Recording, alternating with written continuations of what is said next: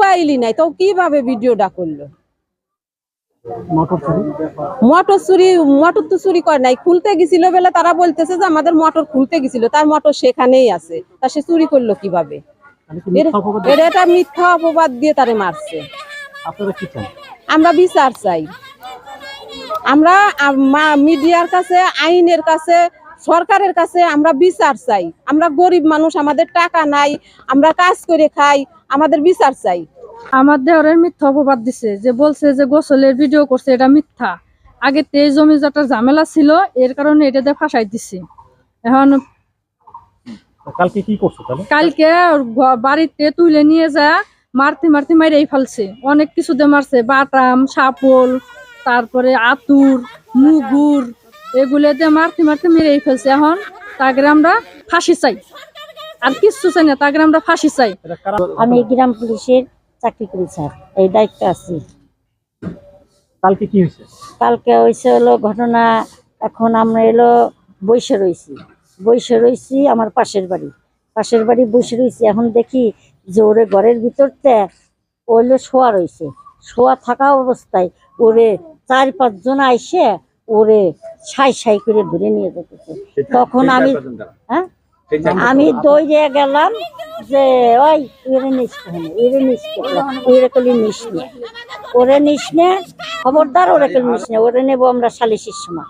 সালিশির যখন ডেট দিছে সময়, সালিশির সন্ধ্যার পরে নেব। ওরা এসে আমার উপর হুমকি দিয়া ওরা নিয়ে গেছে, নিয়ে যা ঘরে আটকাইছে, ঘরে আটকা ওরে মারপিট করছে। সে না আমাকে যাইতে দেয়নি। কার ঘরে আটকাইছে? শ্যাম বিশ্বাসের ঘরে। তারপরে শ্যাম বিশ্বাসের ছেলে আর শ্যাম বিশ্বাসের ভাই, এরা 2 জন মারছে। আর ওইখানেই মেরে ফেলছে। আমার ছেলের মাইরে ফেলেছে মিথ্যা অভিযোগ দিয়ে। আমার ছেলের কোনো দোষ নাই, ওরা মাইরে স্বীকার করাইছে মিথ্যা অভিযোগ।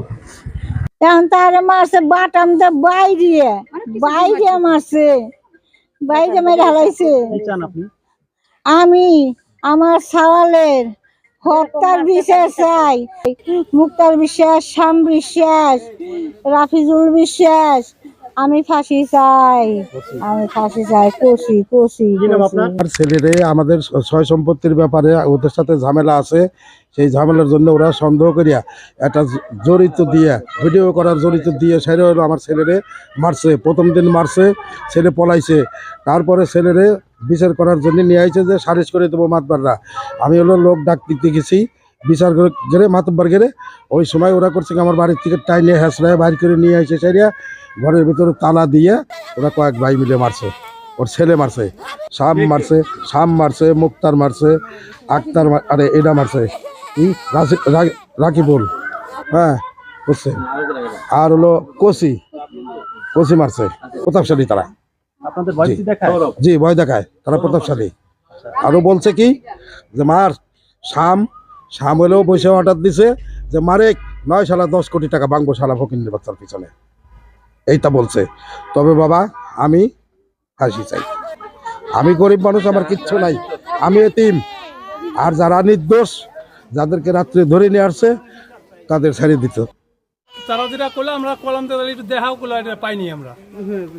এটা ভিডিও করার কথা বলছিল, তা আমরা যোগ দিয়ে গেলাম, করলো না ওর কাছে বাটন ফোন, ওর কাছে তো নাই, টাচ ফোন নাই।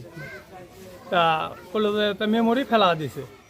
পরে গতকালকে সন্ধ্যা হলো আমাকে আর মাগরিবের পরে বসার কথা, সেটা হলো মাগরিবের আগেই নুপুলটা ধরে নিয়ে এলো, তারা মারছে। মারার পর আমরা খোঁজ নিই না। এখন রাত্রি শুনতেছি আমরা সন্ধ্যার পরে যাবো, একজনকে ধরে নিয়ে গেছে, আমরা যাবো কি, এই নিয়ে আমরা আর যাইনি। শাসন টাসন করে তারা টাকার বিচার তারা করে ছাড়ি দেবে না। কারণ তারা যারা এইভাবে মারিয়ে ফেলাইছে পরিকল্পিতভাবে না কেমন কী করিয়া, এইটা তো আর আমরা জানি না। আমরা রাত 1টার সময় হলো পুলিশে গেছে, এই বাড়ির লোক যা আমার দায়িত্ব, ওই বাড়ি কাকা আমার আপনার ছেলে ধরে নিয়ে গেল, যা দিই গাড়ির মধ্যে ওরা কিরে কামাকে ধরে নিয়েছে। আমরা এখন মিথ্যা হোক আর সত্যি হোক, বিচারের শোনা মেলায় যদি যাইতে পারতাম তাহলে বুঝতে পারতাম যে সত্যি করলো না মিথ্যে করলো। আমার মধ্যে সে পর্যন্ত যাইতেই পারিনি। বাটন ফোন দিয়ে কি ভিডিও করা যায়? আমি এটা তো জানি না যে ভিডিও করা যায় কিনা। বাটন ফোনে তো আমার তো বাটন ফোন চালে আমার তো কোনো রেকর্ডই হয় না। গতকালকে সন্ধ্যার পরে ওই ভিকটিমকে আসামিরা ডেকে নিয়ে গেছে, সন্ধান করে ডেকে নিয়ে গেছে। পরে ওরা চোর সন্দেহ তাকে পিটাইছে, পিটানোর পরে ভিকটিম মারা গিয়েছে। এই ঘটনায় ভিকটিমের আপন মামা বাদী হয়ে থানায় মামলা দিয়েছে। এজাহার নামে আসামি 10 জন এবং অজ্ঞাত নামে 17 জন। আমরা মামলার রুজু হওয়ার পরে ঘটনার সাথে সম্পৃক্ত 4 জনকে ধরতে পারছি। আর অন্যান্য যে আসামি পলাতক আছে তাদের ধরার বিষয়টি অব্যাহত আছে, অভিযান অব্যাহত আছে।